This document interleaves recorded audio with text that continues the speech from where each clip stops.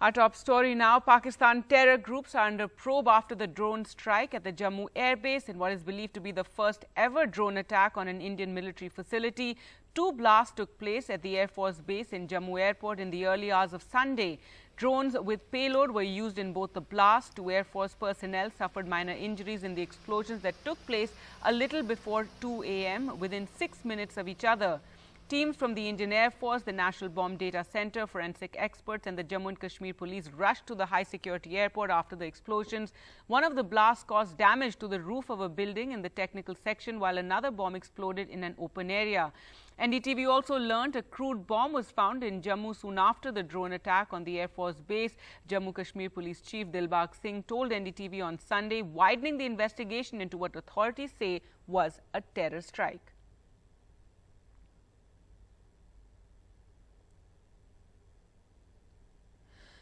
NDTV's Nazir Masoodi joins us on the phone line from Jammu. Nazir, what's the latest you can tell us this morning?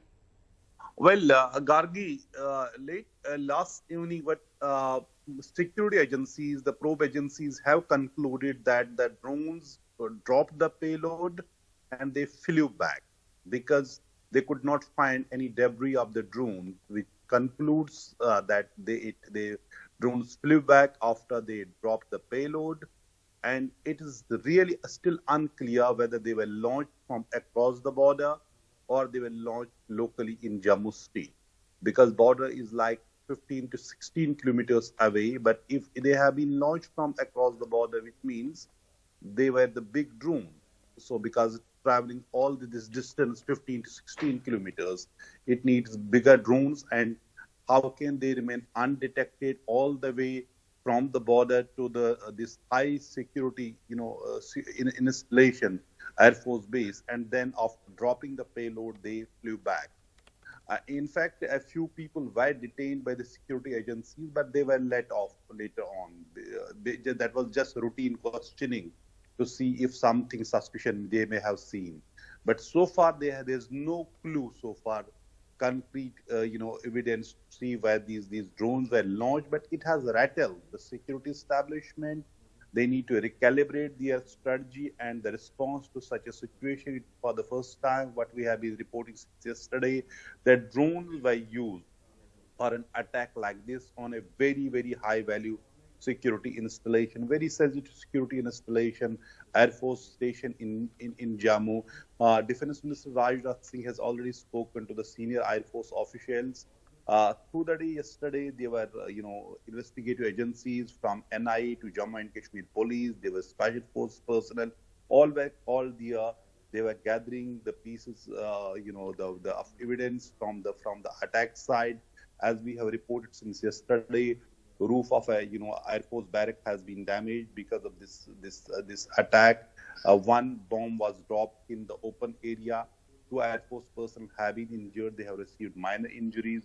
But this has clearly changed the entire security paradigm in Jammu and Kashmir. And since yesterday, we see there have been high-level meetings. Even in Srinagar, the police say they are going to see how they can protect the airports and the important security installation from any possible drone attack, because this is something new which has been introduced into this militancy or the security situation in Jammu and Kashmir. Since yesterday, all officials talking about devising this strategy, recalibrating their strategy, how to deal with this new situation. And as we talk about this incident, there was a major incident. One SPO and his family were targeted by militants. It was a brazen incident of terror attack in Tral area of Pulwama district late last night. SPO Fayaz Ahmed was killed. His wife was also killed, and his daughter has been injured in that brutal attack. Right, and Nazir, so this new kind of security threat, drones being used possibly for those to drop those bombs. Interesting that you're telling us no debris of drones was discovered so far, has been found so far. So investigating forces still trying to figure that out. But also this is all happening after the meeting that the Prime Minister held recently with Kashmiri leaders. Well, clearly the timing is very important, that it happened just 2 days after that meeting, which was seen as breaking, which was seen to reach out to Jammu and Kashmir post abrogation of Article 370. It has also happened when India and there was reports of back channel talks between India and Pakistan. Two national security advisors were meeting each other in third country. It is also happening when there is a ceasefire along the line of control, which is holding on since February 25, when India and Pakistan agreed on ceasefire to enforce it, and even they have said in that joint statement, which was issued on 25th of February, that if there are any misunderstandings and other provocations, they are going to use the hotline to resolve that, or there is some unforeseen situation, they are going to resolve that as well, because perhaps there would be Right. forces who are going to derail the peace process. Is it this attack also part of that to sabotage the peace process between India and Pakistan, back-channel talks, and also after the Prime Minister started, talks with the Kashmiri leadership as well? All right, Nazir, thanks so much for joining us with all those details. So let's now go across to Neeta for more. Neeta, the NIA is investigating. What are you hearing so far?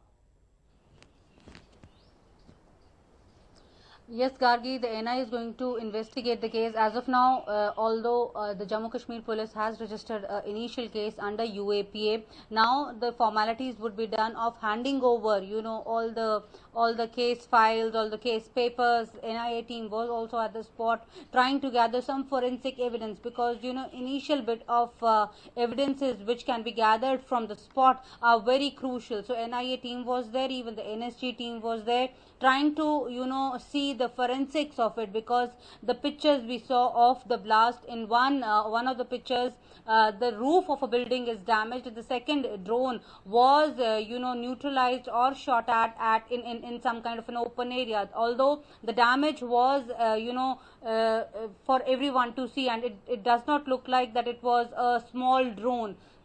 Even the caseload it was carrying was not of a few kilograms. It must be carrying. That's why it managed to cause such a damage to a building. But as far as the NIA is concerned, they are saying that they would be taking over the case and investigating it further. But after the attack, Gargi, again a known drill was followed by the security agencies.